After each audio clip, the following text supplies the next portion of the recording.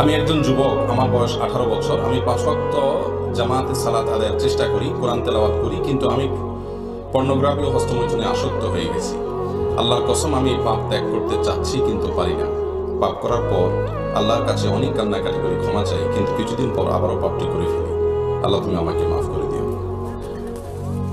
কি ভাই আমার, যিনি প্রশ্নটি করেছেন, প্রথমে আমি আপনার এই সুন্দর অনুভূতির জন্য, অপরাধ করার পর অপরাধের যে একটা দাহন আছে, জ্বলন আছে, অপরাধ বোধ আছে, আল্লাহর কাছে দাঁড়াতে হবে, জবাবদিহি করতে হবে, এই ভয় যদি অন্তরে কারোর মধ্যে থাকে, ইনশাআল্লাহ এই অবস্থা প্রমাণ করে যে আল্লাহ তাআলা তাকে অচিরেই সেই গুনাহ থেকে বের করে আনবেন। আল্লাহ তাকে বের হয়ে আসার তৌফিক অবশ্যই দিবেন।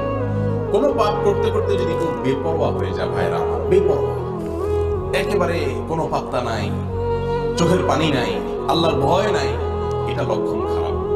এটা লক্ষণ খারাপ। অপরাধ করার পর আপনার ভিতরে যে জ্বলন আছে, অস্থিরতা আছে, আল্লাহর ভয় আছে, প্রথমে আল্লাহর শুকর আদায় করুন যে আলহামদুলিল্লাহ আপনি বেপরোয়া নন। আপনাকে আল্লাহ রাব্বুল আলামিন তাইবিনদের কাতারে, যাদের তওবা আল্লাহ কবুল করবেন, তাদের কাতারে শামিল হওয়ার তৌফিক দান করুন, আমরা দোয়া করি। আর সেই সাথে আমরা আপনাকে কিছু পরামর্শ দিব।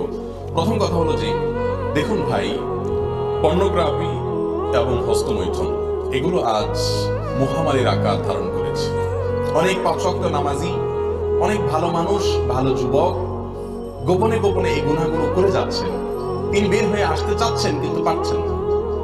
এর জন্য সহায়ক কয়েকটি পরামর্শ আমরা দিচ্ছি। প্রথম পরামর্শ হলো, আল্লাহ রাব্বুল আলামিন এই জাতীয় অপরাধ থেকে বের হওয়ার জন্য পলিসি বাতলাইছেন কোরআনে, ওয়ালা তাকরাবুজ জিনা, জিনার কাছেও যেও না। কেন আল্লাহ বলেছেন জিনার কাছেও যেও না? আল্লাহ লা তাজনুনা বলে লা তাকরাবুজ জিনা কেন বললেন? কারণ আল্লাহ জানেন যে জিনার মতো অপরাধ, হস্তমৈথুন এটা জিনা সংশ্লিষ্ট অপরাধ, তারপরে আপনার পর্নোগ্রাফি এটা জিনা সংশ্লিষ্ট অপরাধ। জিনার আইনান নাযার, নবী সাল্লাল্লাহু আলাইহি ওয়াসাল্লাম বলেছেন সহিহ মুসলিম হাদিসে, চোখে জিনা হলো চোখ দিয়ে খারাপ জিনিস দেখা। এই অপরাধগুলো মানুষ যখন কাছাকাছি যায় তখন করে, আর যখন একটা ছোট অপরাধ করে তখন আস্তে আস্তে বড় অপরাধের দিকে সে অগ্রসর হয়ে যায়। এই জন্য জেনার কাছাকাছি গেলে জেনা না করে খুব কম মানুষ থাকতে পারে। এই জন্য আল্লাহ বলেছেন আগে থেকে জেনার থেকে কি থাকো, দূরে থাকো, লা তাকরাবু, জেনার কাছে যেও না। এই জন্য প্রথম পরামর্শ হলো, যারা বেঁচে থাকতে চান এটা থেকে দূরে সরতে হবে। দূরে সরা বলতে, দৃষ্টান্ত স্বরূপ, আপনার মোবাইলে এরকম কোন ছবি, ভিডিও, গান থাকলে সেগুলো সব গোষ্ঠী ধরে একসাথে ডিলিট করে দিবে, ফরম্যাট করে ফেলবে। এটার জন্য বুকে বল লাগবে, আবার ইমানি শক্তি লাগবে। যখন আল্লাহর ভয় আসবে, চোখের পানি আসবে, লজ্জিত হবেন অপরাধ করার পর, তখন ঈমান তাজা হয়। নবী সাল্লাল্লাহু আলাইহি ওয়াসাল্লাম বলেছেন, লা ইয়াজনি যানি হিনা ইয়াজনি ওয়া হুয়া মুমিন। কেউ যখন জেনায় লিপ্ত হয়, এই যে পর্নোগ্রাফি দেখছেন, জেনা করছেন, এই যে আপনি হস্তমৈথুন করছেন, জেনা করছেন, কেউ যখন জেনায় লিপ্ত হয় তখন তার ঈমানটা তার শরীর থেকে বিচ্ছিন্ন হয়ে যায়, আলাদা হয়ে যায়। যখন সে জেনা থেকে সরে আসে, ঈমানটা আবার ফিরে আসে।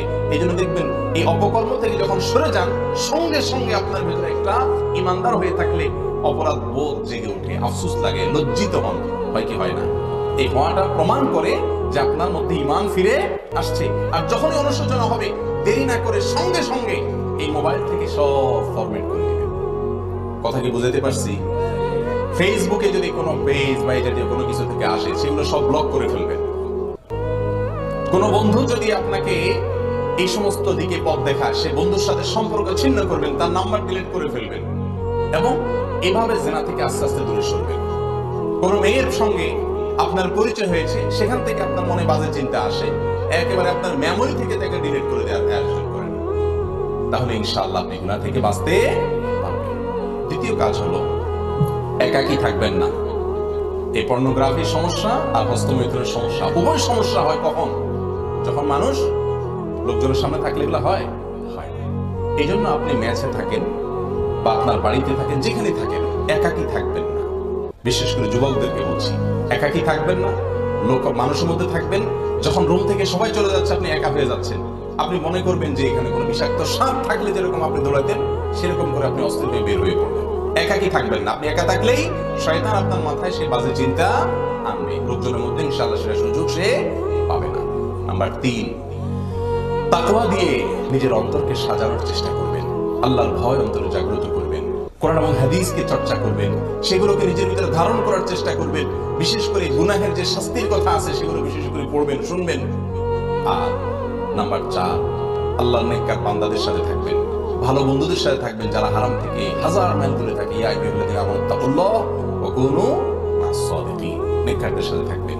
আর নাম্বার 5, আল্লাহর কাছে একটু চোখের পানি ফেলে দোয়া করবেন, আল্লাহ আমাকে তৌফিক দান করো আমি যেন গুনাহ থেকে বের হয়ে আসতে পারি। আল্লাহ আমাদের সবাইকে তাকওয়ার জীবন ধারণ করার তৌফিক দান করুন।